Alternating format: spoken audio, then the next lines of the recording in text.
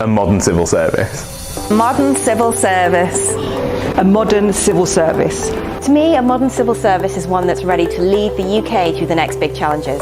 People that reflect the society that we serve, designing services built around the customer to deliver the outcomes they need. Skilled, innovative, ambitious. A modern civil service. Hello everybody, my name's Sapana Agrawal and I'm the Director for Modernisation and Reform in the Cabinet Office. And today I'm very lucky to be joined by Catherine Hutchinson. Over to you, Catherine. Can you tell us a bit about you? Oh, exciting. So my name is Catherine Hutchinson and I am the head of the newly formed, actually I don't know how much I can keep saying it's newly formed actually, Evaluation Task Force. It's a joint Cabinet Office Treasury unit set up to make sure that evidence is at the heart of decision making, which basically means doing more and better evaluations so that we all know what we're doing. Are we spending money in the best possible way? I also have a side job as the head of profession for social research in Cabinet Office, Treasury and Number 10. Gosh, you sound very busy, Catherine. Sounds like a lot. It sounds like a modern civil service, right? We're all meant to be doing different things, making sure we make our corporate contribution. But absolutely, the task force is the main thing that keeps us busy, thinking about essentially all the different bits of government and what works, what doesn't work, what we can modify, expand or stop. And essentially, that's £1 trillion worth of government money we're trying to bend to be as effective, which, yeah, does, to be honest, does keep us busy. So just there, you touched upon what evaluation means. Could you give us sort of your pitch for those of us that don't know a ton about evaluation? How would you describe it? Oh, that's a very good question. That's a bit like, how do you describe your personality? And you never quite know. So for me, essentially, evaluation is like what would have happened if you didn't do the thing. So if you introduce a policy or you introduce a new programme, evaluation helps you understand what would have happened given, it's terrible, isn't it? What would have happened if you hadn't have introduced it. So it's something called a counterfactual. It's what would have happened if your thing didn't happen. So you introduced a new policy and did it work? Did it have the impact you think? Did the people you wanted to turn up? Did the policy have the impact that you thought it would, or has there been a backfire effect? So often there are some weird and wonderful things that we do as government and we're never quite sure how they'll land when that policy translates into actual delivery. I think that was a great explanation, but it does sound quite big. Yeah. It also sounds incredibly sensible. So why is it that that's not sort of common practice?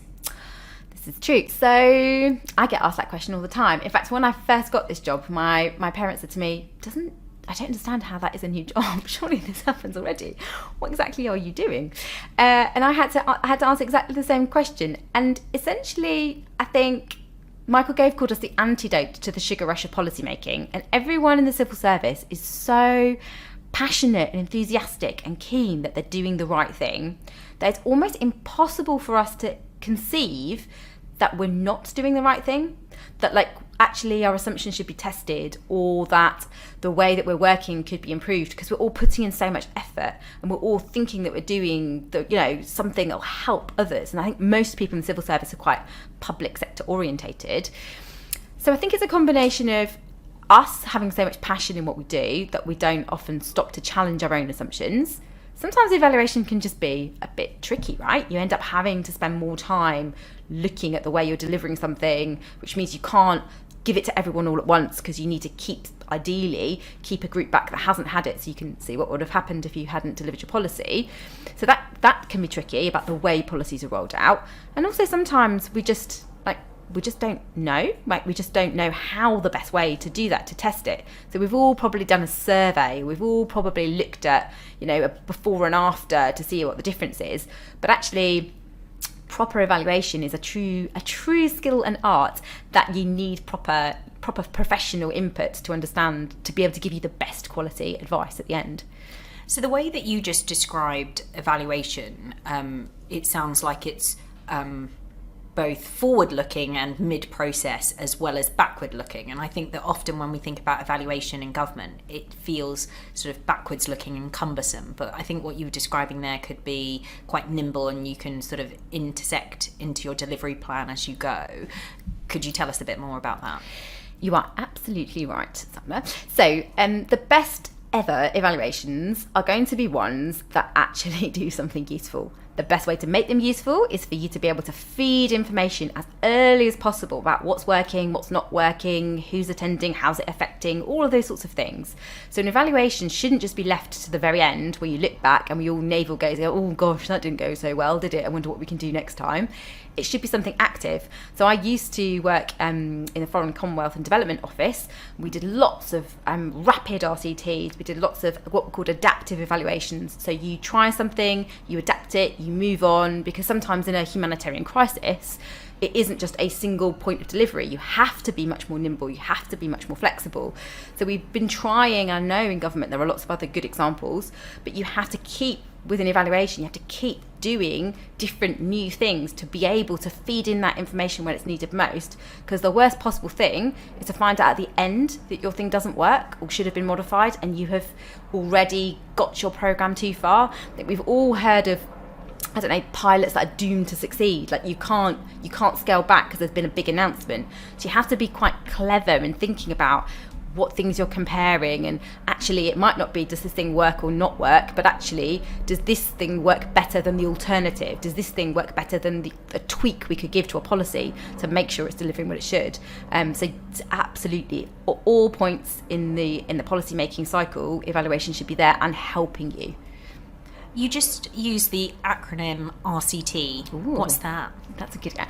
A randomized control trial. So essentially, the best example I can give is for medicine. So in medicine, before a new drug is rolled out to be given by people, before a new drug is rolled out to be taken by people, normally half a group of people are given one drug to test and the other half are randomly assigned to take a placebo, which is not the drug, doesn't have any active ingredients. And the reason you would randomly assign is essentially, as I mentioned before, a lot of policies are doomed to succeed. So it's given to people who are already very keen, or maybe actually sometimes are worse performers, to show the difference. But actually, by randomly allocating, it takes out all the bias about who would opt in or who would opt out.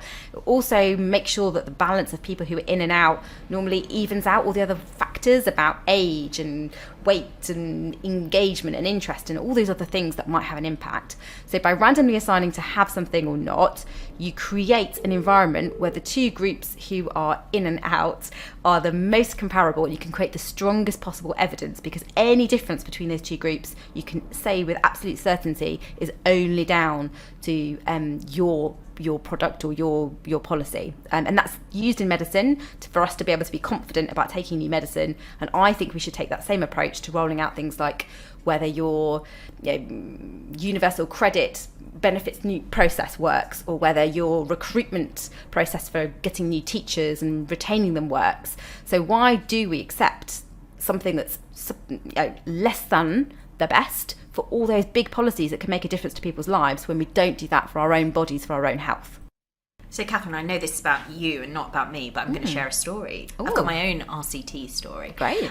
So I used to work for a tech startup, and we were delivering a form of medicine. It was online therapy, and so we did a randomized control trial around the intervention, which was actually really helpful and powerful for us because it gave us the evidence base. But on the other side of kind of delivering our product, connecting with our customers, given we were such a small company, the barriers to testing felt quite low. So anytime we made a tweak on our website, we would A/B test it. Every time we launched a new feature on our sort of chat forum, it was okay if only 10 people saw it. And if it didn't work and people sort of were angry with us, it was fine, we could roll it back. It feels like in government, it's different. You mentioned before that we kind of announce a policy and then we feel like we have to go through with it, the whole, no matter what. What would your advice be to policymakers to ministers as they're shaping and announcing advice, shaping and announcing policies, that they're done in a way that gives us some like leeway to test and iterate? So I recently did a talk on this that helped me think about those options, because it is hard. Like, I have had so many failures I'm proud of in government where I've tested things and realised they don't work, that for me it's incredibly important to be able to show people you can be confident enough to share that. So you should be, my top tips are: fail fast, fail small, and fail smart. So fail fast means at the earliest possible opportunity. Like, try and put in testing as early as, because it's so much harder when something has already started a big rollout, something that has gone along far too far. If you can put in testing, if you can suggest testing early on, everyone's sort of waiting for it and expecting it and knows the test may or may not show something. So as early as you can introduce that, the better, because it basically saves embarrassment later. Not that it should be embarrassing, but we are embarrassed. Failing small. So again, if you can fail when that thing is just in its little baby version, or if you can fail just at a small pilot area, it's again much easier message than your big policy that you have rolled out on scale doesn't work. So when you, just in the same way as you should be failing early in the process, you should be trying to choose small groups of people to test lots of different versions, because I would say roughly 1 in 3 things you're going to try work. Because actually, if you're properly innovating, if you're properly trying new things, they should be different, they should be failing, because you should be trying something that we don't know. So actually, if you're testing lots of little things, you up your chances of one of those things working. And you also create, because evaluation basically is all about variation, right? Does this thing work or that thing? Did it work compared to not doing it? If you create enough variation, you probably get a sense of what types of things are working. So your advice when you're having to go back is not just like, oh, I'm sorry, your thing didn't work. It's actually, wow, look at this. We looked at all these different things. Okay, that didn't work, but we've got some promising signals here. So I think always you have to show a door, you have to show a route, you have to enable people to do it in a way that is not embarrassing, that's really low risk, but that also gives them the next steps forward, which is fail smart. So make sure you're evaluating properly, because if you don't evaluate properly, you aren't capturing the learning. And then the next part about evaluating smart is tell people about it. So don't then just sit, oh, that thing didn't work, I'm just going to sit on that. Celebrate it, tell people, because I bet you someone else is trying that somewhere else in the civil service. I bet you, I know this because I've seen so many different ideas recirculating. So we're not just reinventing the wheel, but we reinvent the broken wheel and it carries on. So please, we all should have some sort of my top failures or something, but we should be much more brave and proud. So maybe in the next civil service awards, instead of something that went well, we should have a category for best failure, something that helps us challenge our way of thinking, because if you're not failing, you aren't doing your job properly. It sounds to me, the way that you're describing the role of evaluation, and sort of in light of the declaration and what we mean by a modern civil service, it feels like it's both about being innovative, sort of setting up your ambitions in the right way, but also being efficient and making sure that we're spending taxpayers' money in the right way. Yeah, absolutely. So I think innovation and efficiency are sort of like cousins or best friends, I don't know, some sort of relationship that they have with each other. But if you are trying to make things better, you're trying to be innovative, it's because you want to deliver a better service. So you want to do that. And quite often that means you'll do it more cheaply, right? Or you do it because actually it works better for your citizens. So absolutely, innovation. A lot of people think that evaluation stifles innovation. They're like, oh God, all this testing, oh, we have to follow all these rules, I don't want to do this, fine. But actually, if you do have a good idea, the best way to make sure that when the next leader changes or the next policy changes, that it gets saved is by testing it, because you can evidence it works. Otherwise, it's just basically your opinion compared to somebody else's. And actually, when the music stops and someone else is in charge and they go, oh, look at that funny thing you were doing, and actually, is it still worth doing that? You go, oh, yes, it is actually. I can show that it improves productivity by 10% or whatever. But that's important. That's how you make sure innovation gets scaled. That's how you make sure innovation gets embedded, is by making sure you've got proper evidence for it. Otherwise, it's just a lot of exciting beanbags and some opinions. So Saying that, so if we scaled evaluation and we're all sort of busy doing evaluation continuously, Yes. how will the civil service look and feel different in sort of 5 years' time? It's exciting, isn't it? I mean, you can look at places like Amazon or Google and you're basically A/B testing everything, and they've got a really innovative buzz feel to the stuff that they're doing, and everybody knows why they're doing it, and they have a good, actually sometimes the evaluation is really positive reinforcing. It's amazing to hear that your thing is making a difference.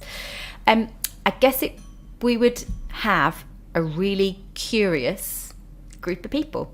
So just basically it would mean a lot of people asking questions, challenging each other, making sure that we're doing the best. So it's basically like a really annoying combination of maybe Miss Marple and Columbo, I don't know, but always saying, oh, I've got one more question. Could I just check? Do we really know this thing works? And who has it been tested by? What's happening? Something, I don't know why I do that funny voice, because that's probably a combination of Columbo and Miss Marple, but that would be really curious people who are just checking things are going all right. And making a bigger impact on the lives of the public. I mean, okay, yes, that's obviously. So we would be saving a lot of money. Basically, a lot of our services would be tested. We'd have really strong confidence, and actually, we'd be a global leader in understanding government services. And in fact, probably we'd be able to it'd be some sort of phenomenal, huge what works centre for what works in government. So we'd have some fantastic evidence about all of the different things that we spend money on that we've just never even thought about before. So yeah, saving money, making the public better, and maybe being Miss Marple. Exciting. And this might be a difficult question because it might be like asking you to pick your favourite child. But what's been your favourite evaluation in government, and could you sort of tell us how you went about it and what impact the evaluation had, just to bring evaluation to life? Okay. So obviously, because it's me, I'm just going to talk about one I worked on. This is your moment, Catherine. Exactly. Do please. It's quite funny because the team often tell me, get over it, Catherine. This has been many years ago now that things have moved on, but they haven't. So really, this is still relevant. So I worked on an evaluation of body-worn video cameras. So I used to work in how to basically evaluate the impact of new technology into policing. So lots of brand new shiny kit. People get very excited, and almost always the answer is it's new kits. People are doing things. Of course, this technology is going to have a massive impact. I did, for those geeks out there, a cluster randomized control trial. So cluster randomized control trials where you randomize not just individual people but whole groups. So with a camera, it's no point if you and me are allocated to different groups and we're on shift together, Sapna, because I'm wearing a camera and you're not. Actually, to be honest, I'm recording you. So the impact basically affects both of us. So you have to put in whole shifts of officers either in the group wearing cameras or not.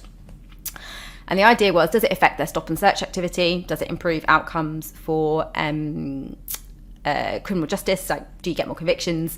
And then does it reduce complaints? And then we were trying to look at the effect. And it was a great, I promise you I'm not sponsored by these people, but it was a great private sector, public sector combination, because Taser, the company that was producing body-worn video, was so keen to understand basically if their product worked that they leased the Metropolitan Police for £1 2,000 cameras. And they were like, if you do an evaluation, shows it works, it's great for us as a private company because we can then sell more cameras. We're happy to lease for £1 all the kit you need to do an evaluation.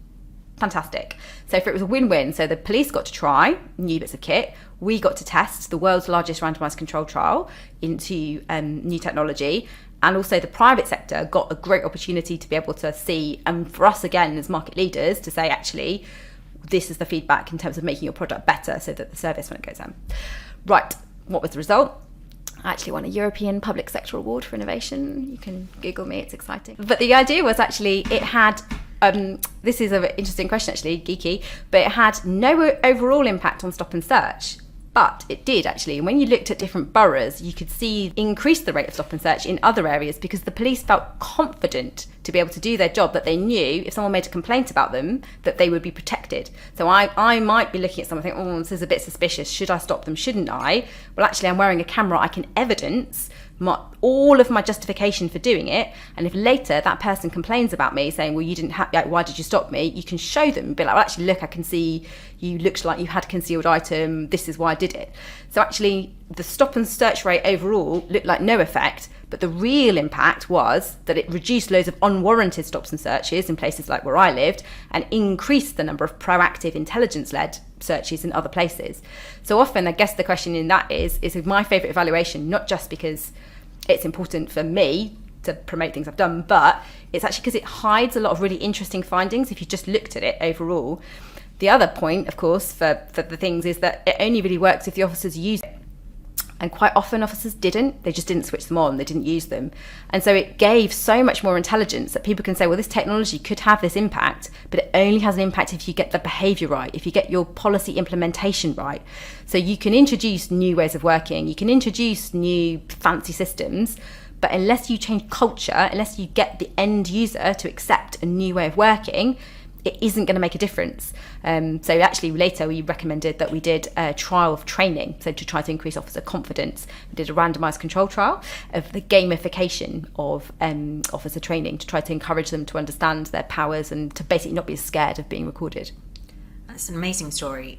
So how should people go about doing an evaluation? So you just talked about a really interesting example. How did you figure out how many police officers needed to be in your samples? How long did this trial need to go on for? And how long does it take to evaluate the results? These are very, very critical questions and often really hard to detect. So the basic rule of thumb I use is that you have to be able to see a difference. So that means how big a difference do you think is coming? So if you think your thing is going to be seismic, right, you'd immediately see that. You'd see that really, really quickly, and you don't use so many cases. It's a bit like, how would you know that when you toss a coin, when you toss a coin, that actually it's rigged and there's only heads on it. If you tossed it like 10 times, it was heads every time, you'd probably get a good idea.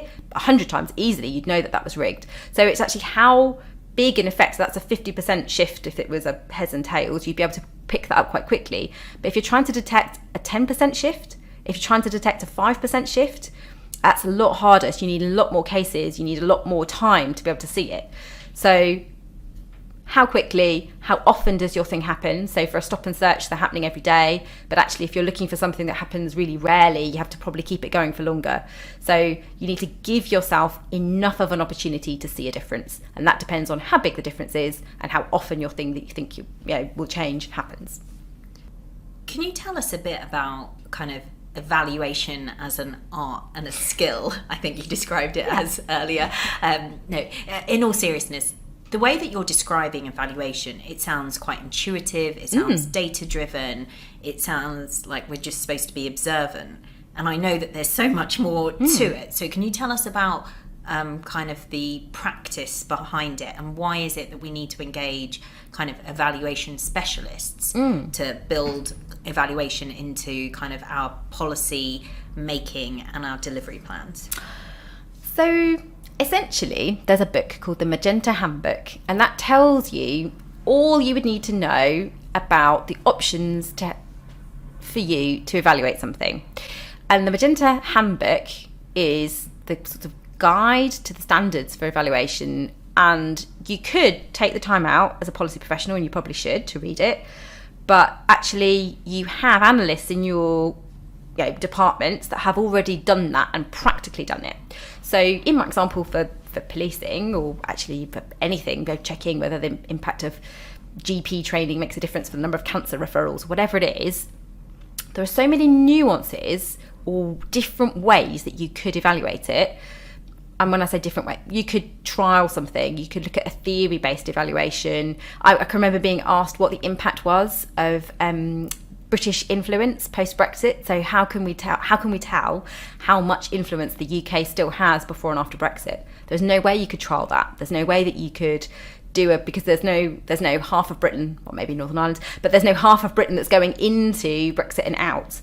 So you have to think about your methods. You have to think about a range of different ways. We get asked questions like, how can you evaluate the impact of planting a tree? Like, how can you evaluate the impact of a wellbeing measure? I can remember working with the What Works Centre for Wellbeing on measures of misery. and how you can change the average well-being. Do you focus on misery? Do you try to get the miserable people up, or do you try to make everyone slightly more happy? I don't know. There's all sorts of interesting measures. So how do you check what's happening is working? That definitely there's someone else out there that would know better. So basically we're just saving you the brain ache of trying to work that out yourself. There are lots of different approaches you can take, like with my impact of Brexit, trying to think of a more theory-based. So we've got something called a contribution court, where you can collect all the evidence that suggests something was the thing that changed your outcome compared to all the things that didn't, and you try to put that evidence on trial to understand what's happening, compared to just trials. And trials themselves are beautifully simple, but really difficult. So in the policing example, what do you do if a police officer moves from one shift to another? Are they in or out? What do you do when people leave? How long does the effect last? There's all sorts of questions that you might have to ask that actually there are good technical responses to that someone can help you with, that otherwise can ruin your beautiful because the thing about beautiful simplicity, if I've painted a beautiful magnolia wall and you just splat something on it, I don't know, but a painter and decorator would know how to resolve it. So I don't know where I'm going with this example, but just essentially, don't worry. There are people out there. The beautiful simplicity of an RCT is its design. So it does need someone who understands that design to be able to help you make the best of it. Because one false element of it, one bit that corrupts that simplicity, basically makes the results meaningless. And so, is your advice to sort of policymakers and delivery experts in the civil service to just reach out to the evaluation task force and to analysts in their department? Absolutely. Essentially that's what we're paid to do, right? Is to be able to be there to give you advice. We've got the Trials Advice Panel, so we've got a panel of experts externally and internally that can basically give you free advice on any design. If you've got an idea, come to us, we'll help you say how you could test it. I have never yet seen something that could not be evaluated. There's always, that's a challenge, right? But there's always something. The only things that are possible, even for example, when something's already been completely rolled out, so it's there, everybody's using it, fine. So evaluate, scale back, evaluate taking it away. So actually, if everybody's got it, the difference is when somebody doesn't have it. So it sometimes can feel scary. You're like, oh no, I can't take something away. Well, why not? Because that thing actually could be worse or not as good as the alternative that we could be offering. So there is never anything that can't be evaluated. Use the experts you've got and make the most of it, right? Get value for money out of the evaluation task force. And do you think there's something about the way that we as government position evaluation with the public? So you talking about sort of taking something away sounds really scary. It does. But sort of being honest with the public that this is about making things better and making sure that we're spending money in the right way and having maximum impact. Do you think we should be changing that narrative a bit? Yeah, because the biggest, so for trials in particular, and Treasury are particularly keen on trials because they can show with real clarity the exact impact. You can really nail it down, and often they're not possible, but when they are, it's a very good method. We get lots of questions about ethics, but why are you giving that to one group and not the other? Because actually sometimes it shows it doesn't work, and we used to work in Department for Education. We used to get a lot of pressure from parents for why is my child not being able to go on that extra course when other people have, my child's being deprived for the opportunity to get this new policy or programme, and so that comes again, circles back to our original point. It comes from a real passion that people have, that they think their thing is going to make a positive difference. I suppose it's a bit depressing to think actually it might not, or that actually it might have a backfire effect.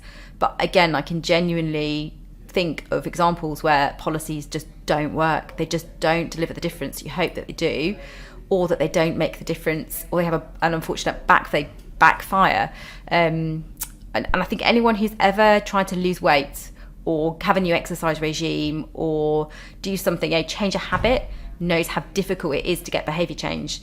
So if you think a policy is often trying to change an entire outcome for a human being out there somewhere, it's really ambitious to think that you could do that, get that perfect first time without testing. So yeah, absolutely. I think that we should probably all have a bit more humility about it, about trying things out. Like I say, acceptance that it might fail, acceptance that we can't get things perfect straight off, and actually we should be trying to do this, and it isn't unethical. Actually, it's unethical just to say, you members of the public are going to get this service we've got no idea the impact of, and we think we're going to get it right first time for you, and we're not even going to check with you, we're not even going to trace this, we're not even going to monitor this, you're just going to get this policy and you are going to like it.